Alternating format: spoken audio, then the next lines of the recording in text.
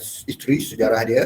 Evolusi UMT ni dia lah Pusat Perikanan dan Samudera, iaitu dia adalah UPM dulu, dia panggil Unit Pertanian Malaysia Terengganu ataupun Universiti Pertanian Malaysia. Sekarang ni dia dikenali sebagai Universiti Petroleum Malaysia, UPM. And then 1996 tu dia tukar kepada UPMT, and then kepada College Universiti Terengganu. Lepas tu dia KUSTEM, dia dah upgrade kepada KUSTEM, and then last kali Universiti Malaysia Terengganu. So saya juga merupakan alumni ataupun bekas pelajar UMT juga, yang mana saya masuk pada 2007. So before saya teruskan slide seterusnya, saya akan share video corporate UMT yang you boleh tengok video ni.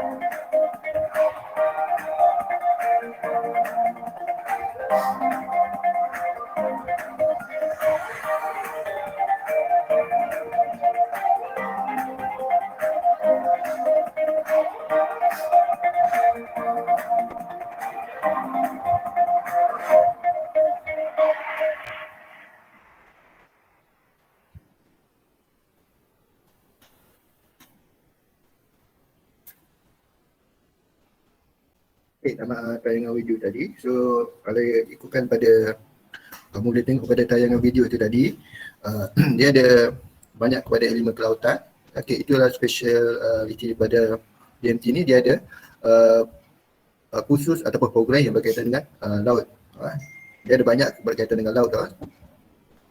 Seperti apa yang saya ajar, ini program yang berkaitan dengan laut ataupun kapal.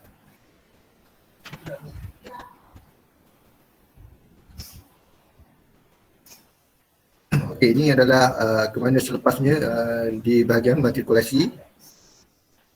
So dia apabila kamu dah selesai di peringkat matrikulasi selama setahun atau 2 tahun, kamu akan terus kepada program ijazah yang mana di mana-mana universiti lah, termasuk UMT yang mana menawarkan program ijazah dalam tempoh 3 hingga 4 tahun.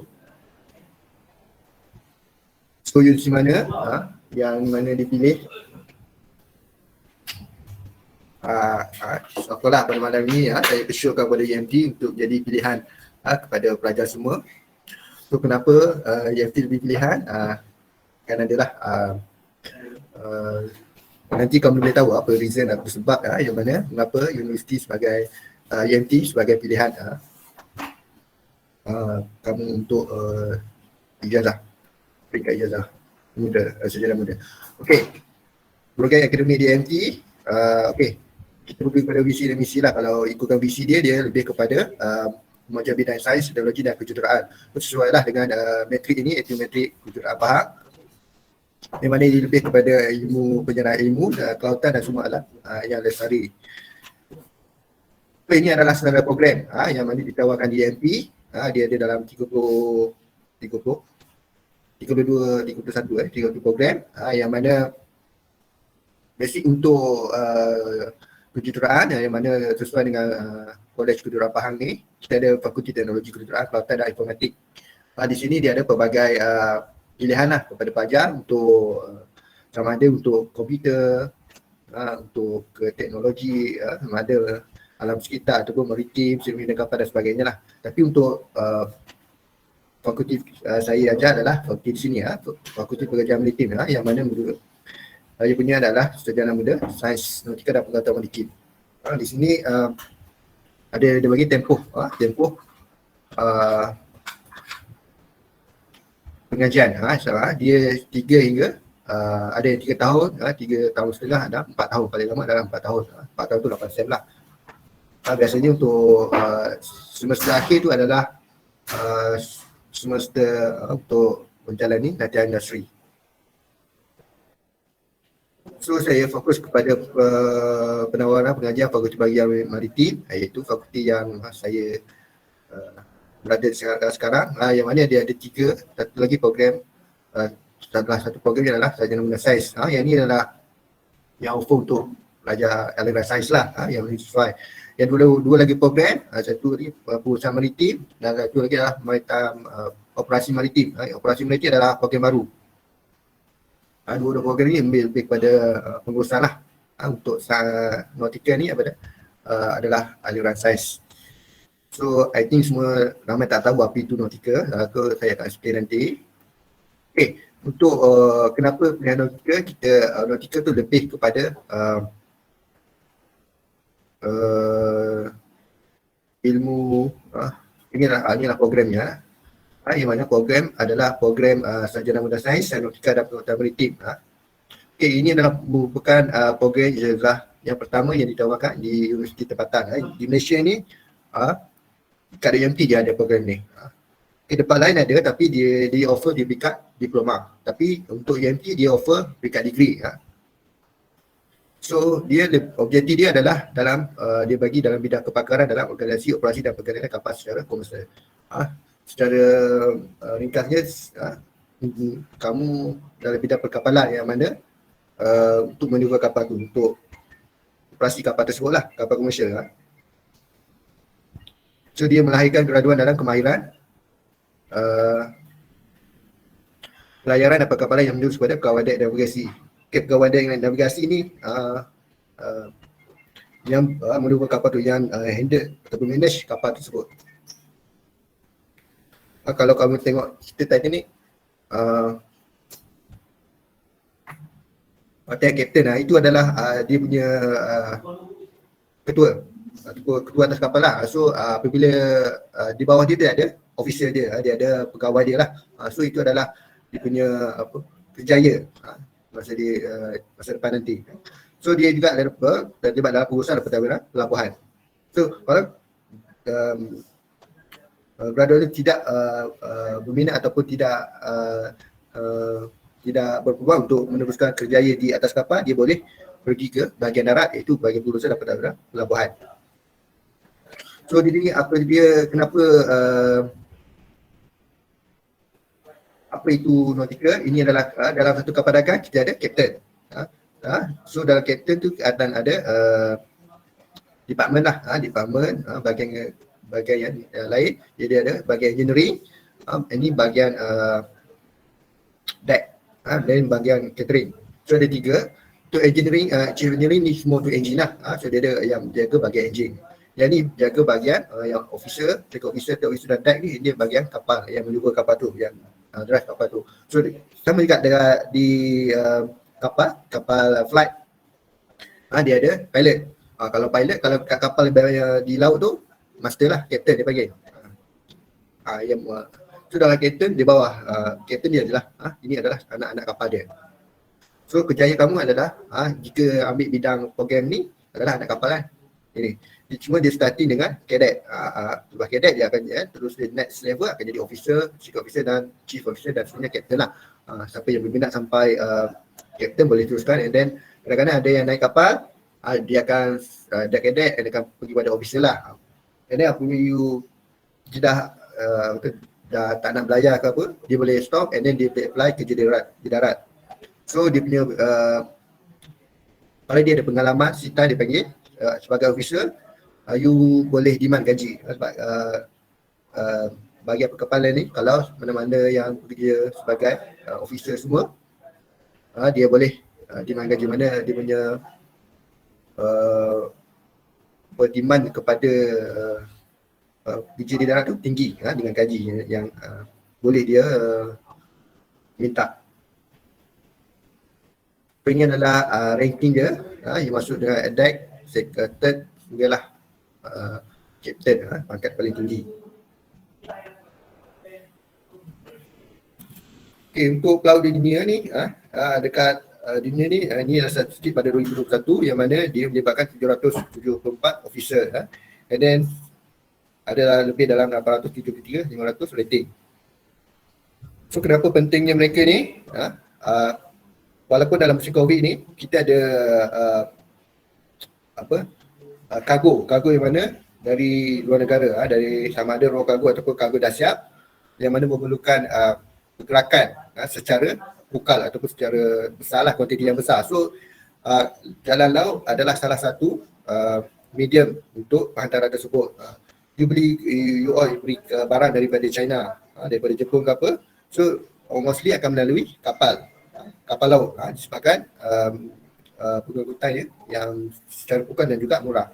So dia pentingnya, walaupun dalam keadaan COVID, dia still lagi bergerak, walaupun dia kurang, tapi pergerakan dia untuk kapal ni adalah masih lagi perlu, sebabkan dalam pengangkutan tersebut dia termasuklah makanan, yang mana keperluan kepada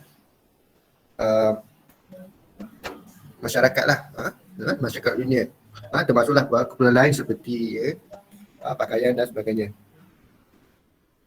So salah satu sebab kenapa pemilihan pelajar ni perlu nak ke kerjaya ini, dia disebabkan upah ataupun gaji. Okay. So gajinya tinggi, yang mana dia tax free. So apabila you kerja di kapal ni, dia tak payah fikir pasal penginapan, kita fikir pasal makan, itu semua ditanggung. Semua dari segi hiburan, dari segi pergerakan tu agak terhad lah, yang mana kamu berada di atas kapal.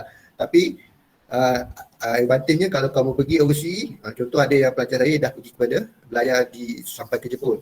So bila dia berlabuh di Jepun, dia boleh melawat negara tersebut. Dia tak perlulah nak naik flight ke apa, nak kumpul duit, nak pergi sana. Dengan adanya you naik kapal ni, you boleh pergi ke melawat negara lain. Ada yang sampai di Europe dah, dia dapat mereka. So dari segi gaji, it depend lah. Ada yang dibayar, ada yang lokal, ada yang international. Jadi ataupun foreign going. Okay, dia basic ni adalah minimum basic, dia mana dibayar dalam USD. Tengoklah USD. Yang mana ini adalah kalau chief officer tu boleh USD 10,000. Kalau untuk target ini adalah 835. Ini starting lah. Bila you dah untuk program ni dah habis, dia pergi LI, you boleh jadi sebagai cadet. So minimum pelajaran ni ini adalah contoh lah. So it depend kepada company lah. Company dia tengok. Kalau local lain, kalau foreign lain bayaran dia. Tapi basically dia akan bayar dalam USD. So pada 2 tahun lepas pelajar saya dia dibayar US 1,000 USD. Itu praktikal. Di atas kapal. Itu pelajar perempuan yang mana dia belayar hingga ke Jepun. Dia dibayar yang 1,000 USD. So tak perlu fikir pasal makan dan juga penginapan. Jadi dia dapat pergi Japan untuk bila berlabur di Japan, dia boleh menjawab negara tersebut lah. Tengoklah dia pergi Japan ke China ke, it depend lah kepada kapal tersebut ke mana dia pergi. Okay, ini jika tidak berlayar atau tidak on board, ini adalah bidang kerjaya lain lah, yang mana dia ada shipping company dan maritime, port operator, logistik, akademik. So saya bukan pelajar sini, so saya masuk ke bidang akademik, maritime service, logistik dan sebagainya. Okay, ini adalah kerjaya lain. Dia ada dalam sektor lah. Dia ada untuk, kalau sektor agensi awam, dia ada JPA lah. Ada JPA, kita akan ada dalam PNM. Jadi agensi kuasa Maritim Malaysia, Jabatan Laut, JLDM dan sebagainya lah. Ada jabatan lain yang berkaitan dengan maritim, yang mana boleh apply. Jadi yang part lain itu adalah syarikat pembinaan kapal, pengendalian kapal, pelabuhan, mostly. Dan lain itu adalah swasta. Kecuali yang ini pensyarah dia ada dua, sama ada swasta ataupun government. So government kalau macam saya adalah bidang bawah government lah, secara universiti. Untuk struktur program ini adalah selama 4 tahun, di mana dia ada 8 SEM dengan 139 kredit. So kurikulum dia adalah 1 tahun akademik, 2 semester lah, 1 semester 14 minggu, yang mana last kali akan ada pemeriksaan akhir, yang mana menawarkan trust university, trust program juga elective. Kalau elective tu dia ada bidang lain lah, yang mana itu ikut minat kepada pelajar, yang mana kita bagi kebebasan kepada pelajar untuk pilih elective, yang mana dia boleh bagi option lain lah di masa depan kerjaya. So untuk kemahiran sertifikat dia ada pelayaran dan perkapalan, pengendalian perkapalan dan juga pengangkutan maritim. So sebuah khusus lebih kepada perkapalan dan sains pelayaran, navigasi, elektronik, komunikasi, manusia penjaga jauh dan sebagainya. Termasuklah untuk operasi kargo ataupun kontainer. So di sini kontainer boleh tengok kepada khusus dia more than 80% dia ada teori dan juga praktikal. So bila you masuk kelas and then you akan masuk kelas amali ataupun praktikal. Ini adalah contoh praktikal. Dekat UMT ni dia ada simulator. So ini panggil simulator. Okay, ini adalah pelajar yang mana dia diberi tugas lah semasa praktikal tersebut. Ini punya steering lah. Kalau atas kapal ini adalah ini captain. Ini adalah officer lah, ataupun chief officer, second officer, third officer. So dia pelajar dia beri tugas, ini kawasan mana, biasanya ni kawasan perubahan. So ini adalah bilik pembinaan dengan kapten. Ini adalah para pelajar. So para pelajar pun dia ada uniform tersendiri, yang mana adalah dia identiti kepada program ini. Ini adalah kadar yuran untuk semua program lah di Universiti Malaysia Terengganu. So program dia biasanya detailnya, ini yang detail, dia ada struktur yuran tidak berulang. Ini adalah first untuk pendaftaran first time lah. And then yuran berulang dan yuran profesional ataupun khas. So biasanya untuk, kenapa orang tanya untuk yuran profesional ni, dia adalah untuk khusus modular, di mana before you start latihan industri tu you perlu mengambil satu khusus yang mana perlu untuk kejayaan nanti. So kita masukkan dalam jurang kerana sebelum ini pelajar mengalami masalah untuk mengambil CG berkaitan. Apabila dah habis sebelum dia lahir tu, dia perlukan 3,000 untuk mendapatkan CG tersebut. Jadi dia suka untuk dia teruskan kejayaan dan tersebut. So that's why kita masukkan dalam jurang tersebut. So before you go to industry, kamu akan dihantarlah untuk mendapatkan sertifikat bagi benda tersebut. Ini adalah contoh jurangnya mengikut semester. Untuk first time saja, untuk dia mahal sikit sebab dia ada yuran pendaftaran. Next time ini adalah kadar yurannya. Okay, kita ada juga dapat CG integrasi daripada Jambatan Laut, di mana mereka Jambatan Laut ini iktiraf kepada program ini. Apabila kamu belayar ataupun dapat GCC time tu hanya perlukan setahun saja. Kalau sebelum ni dia memerlukan 3 tahun. After 3 tahun kita akan masuk dia perlu pergi oral test untuk dapatkan COC, Certificate of Competency, di mana dia perlu untuk COC ni untuk next ranking, next rank, kenaikan pangkat lah kalau bahasa mudahnya. Tapi sekarang dengan ada CG ni you perlukan setahun saja, cukup setahun, and then you must pergi oral COC, and then you boleh naik pangkat pada officer. Keunikan dia diiktiraf oleh Jabatan Laut untuk program WCO. Watchkeeping ni yang menunggu kapal tersebut, dia ada teori yang praktikal pakai seragam, dan juga kita ada latihan renang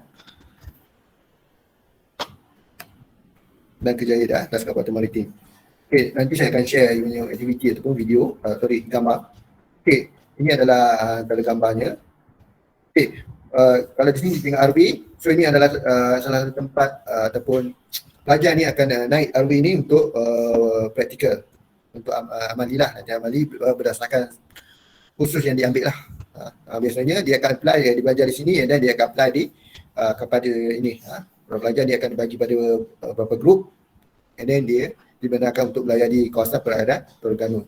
So di sini dia akan pergilah kepada pulau-pulau berdekatan sama ada Bidong, Perhentian, Beredan dan sebagainya.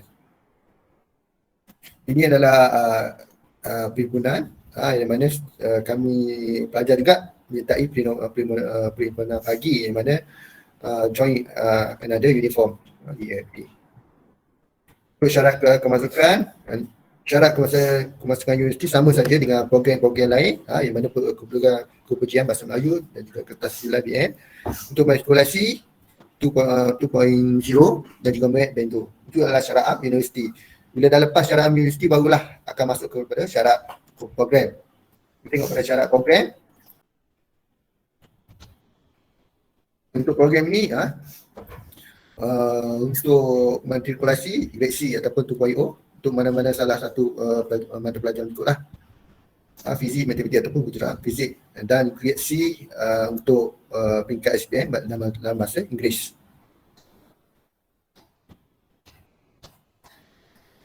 So, kita ada juga syarat am untuk program nautika ni disebabkan program ini melibatkan aktiviti yang berkaitan, yang mana aktiviti seperti renang, kawat, and then aktiviti pelayaran di laut. That memerlukan satu syarat khas lah. Satunya adalah calon tidak boleh rabun warna. Kalau you rabun biasa tu okey, yang mana pakai spek tak ada masalah. Cuma warna saja yang rabun warna ataupun guna warna tidak dibenarkan lah. And then tidak cacat anggota, yang mana dia banyak melibatkan aktiviti amali. And then dia ada syarat khas dia perlu lulus temu dega. So before you dibenarkan masuk ke program ni, dia ada lulus temu dega.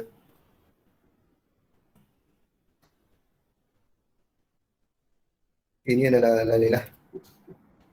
Skop pembelajaran di sini kami tengok banyak aktiviti. Ini adalah di laut. Di laut kita ada program ni, dia panggil Sea Survivor. Yang mana kamu kena terjun di sini. Di laut, ini di tengah laut terjun. And then perlu buat aktiviti dah. And then aktiviti lain kita ada pelajaran. Ini adalah salah satu sukan yang paling aktif lah, sukan pelajaran. And then ada navigasi komunikasi. Ini adalah aktiviti dan juga kemudahan. Aktiviti, at least setiap program, setiap batch tu dia ada amali pelajaran yang mana dia perlu kita akan adakan perkemahan di pulau-pulau yang di area Terengganu.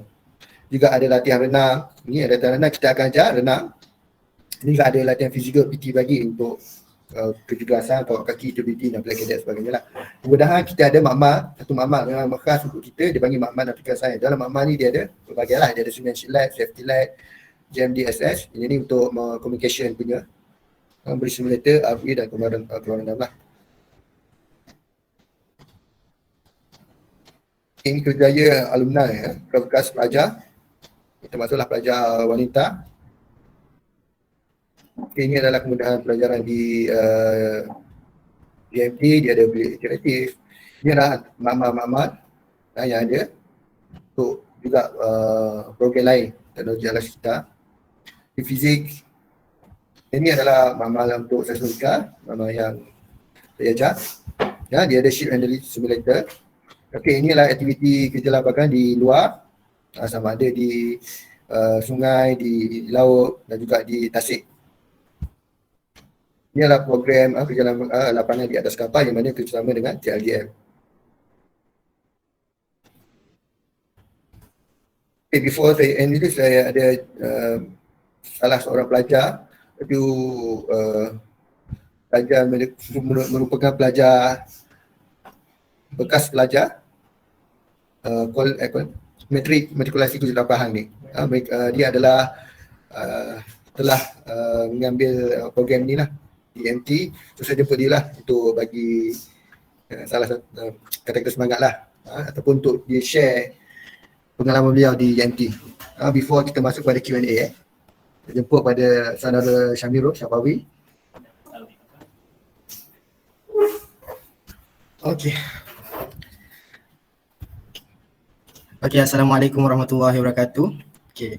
Nama saya Syamirul bin Safawi and saya second year student. Dan saya juga bekas pelajar College Matrikulasi Kejuruteraan Pahang. Okay, so untuk kata-kata semangat untuk masuk ni, saya share dulu lah. Untuk first year, untuk tahun pertama, korang dekat Sains Nautika, siapa yang berminat untuk ambil program ni, korang akan ada yang paling penting sekali physical training. Yang tu memang menarik lah untuk korang punya ketahanan mental and physical. And then kita bukan buat saja physical training, kita ada juga ujian apa tu? UKA, ujian kecergasan. Next kita ada renang. So first year tu kita akan belajar renang lah. So naik je second year, korang insyaAllah boleh dah pandai berenang. Dan akan ada ujian juga untuk berenang tu. And then yang paling menarik sekali bagi saya, yang paling menarik sekali dalam course Sains Nautical ni is EMT sailing lah, pelayaran. Korang akan terlibat dalam management and ada juga yang terlibat as athlete. Kalau saya as athlete lah untuk baru-baru ni penganjuran sailings. Ni baju untuk ni club EMT sailings. And then simulator, and then ship simulator, ship handling tu akan ada beberapa subjek lah yang perlukan kita untuk masuk ke dalam ship simulator tu. Dan korang akan dapat uniform. Yang uniform tu korang akan pakai untuk masuk ke simulator tu lah. And then jadi lagi apa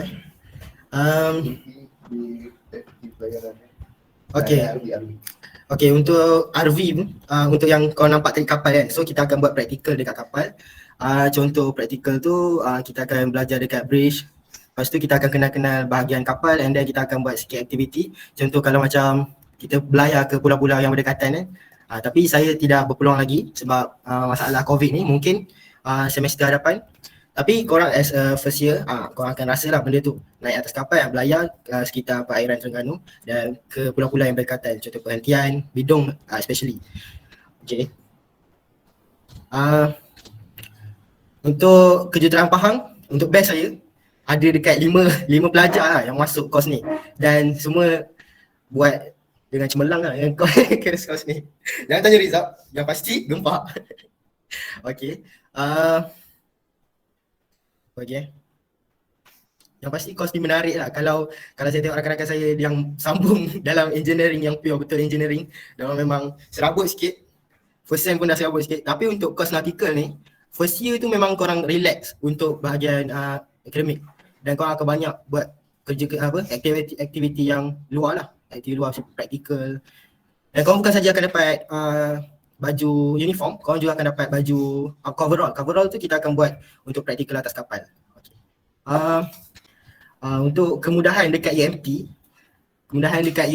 kalau dekat makmal kita ada makmal stability, makmal chatwork, makmal sailing. Makmal sailing tu yang untuk first year banyak menggunakan makmal seamanship dan makmal sailing sebab diorang yang banyak terlibat untuk aktiviti ni.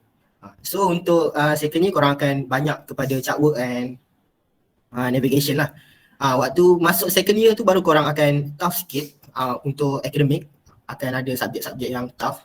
Tapi untuk first year korang relax lah. Memang best lah course ni. So saya as former student KMKPH mengalu-alukan adik-adik KMPH and junior untuk datang ke UMT dan ambil course ni. Course Sains Nautika dan Pengangkutan Maritim, korang boleh cari IUB tu. Dulu saya plan dengan member. Kalau boleh korang letak dekat pilihan first. Waktu hari tu saya letak Sains Nautical ni first. Sebab apa? Sebab saya plan nak masuk alam mula-mula. Nak cakap yang Sains Nautical ni dia sama je macam alam, cuma kita dia peringkat degree. Alam diploma. So saya ambil letak Sains Nautical ni untuk first choice sebab dia ada interview. So korang akan melalui lah sesi interview tu. Kalau waktu saya online, tak tahulah sekarang macam mana, still online ataupun korang kena datang ke certain place untuk face to face online, face to face interview. Online untuk interview tu kau jangan risau, memang relax, tak ada high tense ke apa. Memang korang kena ready lah, ready macam ready akademik ke, ready daripada academic history ke, confident je lah untuk interview tu. Okay, itu saja daripada saya. And kalau boleh saya as a student KMKP, saya nak sampaikan salam kepada lecturer-lecturer saya kat sana, especially Madam Faizah. Okay, thank you. Itu saja dari saya. Okay, terima kasih kepada Saudara Syamira di atas kongsian pengalaman belajar di program ini. So, saya rasa itu sajalah untuk presentation slide. So, saya lebih, masa pun tak banyak lagi. Saya boleh open lah pada question dan answer. Saya nak tanya, bagi kos ni, Ya. bagi MT ni kan ada tak tajaan dengan beasiswa? Kalau ada, dia macam mana, jenis apa syarat-syarat dia? Okay, untuk tajaan ataupun beasiswa, actually mostly untuk program ini kebanyakannya dia ambil GPA, dia juga PTPTN lah. Untuk beasiswa tu dia ada juga beasiswa tapi tak banyak lah, di mana para pelajar tu sendiri perlu cari. Ada yang beasiswa tunggu majlis last itu, ada majlis beasiswa, majlis raja-raja mungkin dia dapat. Tapi kebanyakannya ada ambil JPA lah. Senang dapat lah untuk JPA. Pointer kena 3 ke atas lah at least. And then PTPTN ataupun tengok pada negeri yang ada offer yayasan, itu boleh. Ada juga yang ambil Saindabi, iaitu kena apply lah company tu. Kalau saya dulu pun ada dapat Global Meta Venture JV, iaitu dia sponsor lah. Tapi sekarang ni saya tak pastilah. Ada pertanyaan lain, boleh juga untuk tanya untuk program lain lah di MT selain pada Sains Nautika ni. Hello, dengar ke? Ya, dengar. Nak tanya pasal temuduka tu, boleh saya tahu pasal soalan yang bakal diajukan untuk temuduka tu? Apa dia? Interview tu? Contoh-contoh soalan yang bakal diajukan lah. Okey. Biasanya dia ada soalan basic dia lah, pasal nautika ni. Kena tahu contoh basic soalan tu biasanya pelabuhan lah. Pelabuhan di Malaysia, pelabuhan utama di dunia. And then kena tahu jenis-jenis kapal. Kapal lah, kapal dagang tu. Dia ada kapal kontainer, dia ada kapal bulk carrier dan sebagainya lah. And then dia akan tanya pasal background kita lah. Background dari segi family, background akademik. Itu normal lah. And then dia akan tanyalah co-curriculum. Co-curriculum di matrik ataupun di sekolah. Itulah salah satu kriteria utama lah yang kita pilih. And then biasanya dia akan tanyalah aktif ke tidak dalam sukan. Sebab mostly kita melibatkan amali. Maknanya memerlukan kecergasan anggota badan. Untuk first sem pun kita ada very tough sikit lah. Untuk first sem you kena belajar renang, you kena belajar pasal sailing, and then kawat kaki dan sebagainya. Ada physical training macam tu lah. So memerlukan kekuatan lah, ada tenaga badan sebagainya lah. Dia antara contoh soalan yang tanya macam tu lah. Tapi basically you kena confident dululah. Kena confident untuk jawab, untuk cakap. Mostly dia akan interview dalam English lah. Kena tu. Ada soalan lain? Ya, Sir. Boleh Sir cerita tentang asrama pelajar dan juga macam mana keadaan tinggal dalam college? Okey, untuk pelajar baru, pelajar tahun 1 tu memang akan ditempatkan di asrama lah selama 2 sem, setahun. Sem 1 dan sem 2. Untuk sem seterusnya, dia tengok kepada penyertaan pelajar dalam aktiviti yang diadakan lah. Dia ada merit. So pelajar kalau dia nak teruskan dia berada di asrama untuk next semester selepas tahun 1 tu, dia perlu join lah program atau aktiviti yang dianjurkan oleh universiti ataupun program lain yang berkaitan yang mana menawarkan merit star tu. So kalau you join program tu, you dapat point merit tu, and then dikumpul lah, and then dia tengok yang mana pelajar yang dapat tinggi. So chances untuk dia terus berada di dalam asrama, untuk ditempatkan di asrama untuk sem seterusnya adalah tinggi lah. And then kalau pelajar join badan uniform, dia chances untuk dia dapat asrama lagi tinggi untuk selepas tahun 1 lah. Tapi kalau pelajar yang tak berminat untuk berada di asrama, dia boleh berada di luar lah. Biasanya dia akan cari rumah sewa di sekitar UMT yang mana banyaklah disediakan. And then pelajar boleh pilih badan uniform, boleh join lah badan uniform yang ada di UMT ni. Kita ada 4 lapis SUSIS, lagi yang terbaru akademi agensi kuasa maritim. Itu bahagian laut lah, sama dengan 4 lapis. Join uniform ni dia ada waitlist lah untuk terus berada di asrama. Okay, thank you Sir. Okay, kalau mana-mana pelajar yang join program ataupun ambil program di selain pendidikan ni, dia berpeluang lah untuk join aktiviti di laut. Macam mana boleh join RV ataupun boleh join pergi di pulau ataupun aktiviti yang berkaitan dengan laut. Yang mana boleh, walaupun kita ambil khusus ataupun program yang berkaitan dengan laut, peluang juga untuk merasa aktiviti berkaitan laut tu ada. Dan ada juga aktiviti co-curriculum yang mana boleh ambil yang berkaitan. Dia ada program, untuk program memancing pun dia ada program yang mana dia buat program memancing tu di tasik ataupun di laut. Saya ada satu je Sir. Ya, Ya, tak ada lagi soalan daripada kita. tak ada. Pelajar lain tak ada ya? Before saya akhiri punya slide ni, punya talk, kalau you also nak tahu apa program yang berada di UMT ni, inilah di sini you boleh hubungilah, you boleh screenshot ke apa untuk maklumat dan juga lanjut dan juga pertanyaan bahagian urusan akademik. You ada nombor ni, you boleh screenshot, you boleh ambil gambar untuk apa-apa pertanyaan lah program yang berkaitan dengan akademik di UMT. Okay, dan untuk program ini juga kita ada laman web lah. Kalau dekat ni adalah laman web fakulti, yang mana you harus boleh pergi kepada laman web ni untuk dapatkan detail mengenai program yang ditawarkan. Yang ni adalah fakulti saya ajar, yang saya berada. So untuk program ini, program nantikan dia ada Instagram, you boleh pergi type je Nautical Science Official, you keluar. Ini adalah page Instagram yang mana di sini kita update apa-apa aktiviti lah yang berkaitan dengan program yang dilakukan sepanjang semester.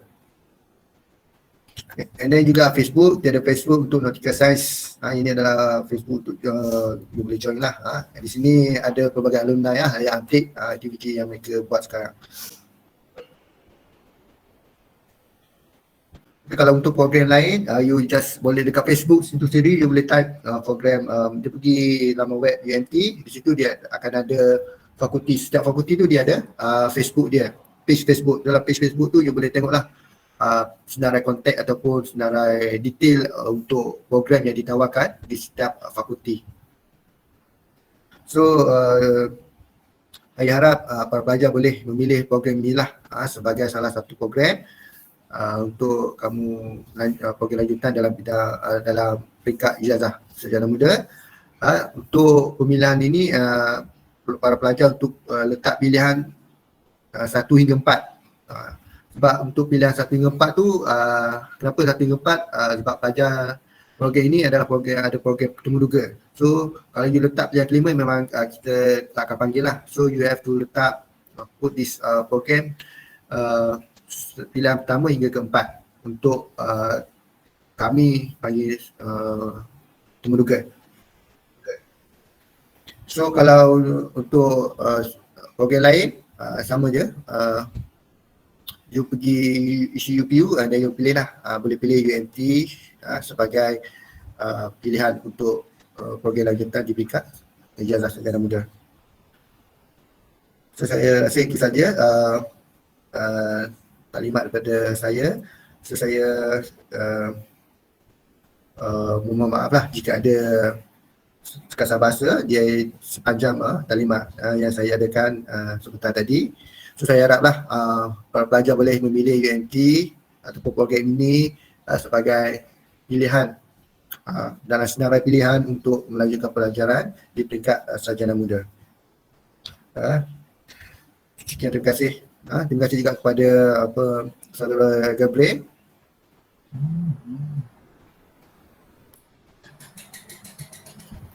Thank you sir. Okay, majlis merakam terima kasih kepada Encik Nik Muhammad Hafiz dari Universiti Malaysia Terengganu atas taklimat sebentar tadi. Diharap agar segala info dan maklumat yang diberikan dapat membantu pelajar memilih universiti dan jurusan yang diinginkan. Sekian sahaja slot kita pada malam ini. Sesi taklimat seterusnya adalah pada esok, iaitu hari Sabtu pukul 9 pagi. Harap semua hadirin sekalian boleh join. Sekian, terima kasih.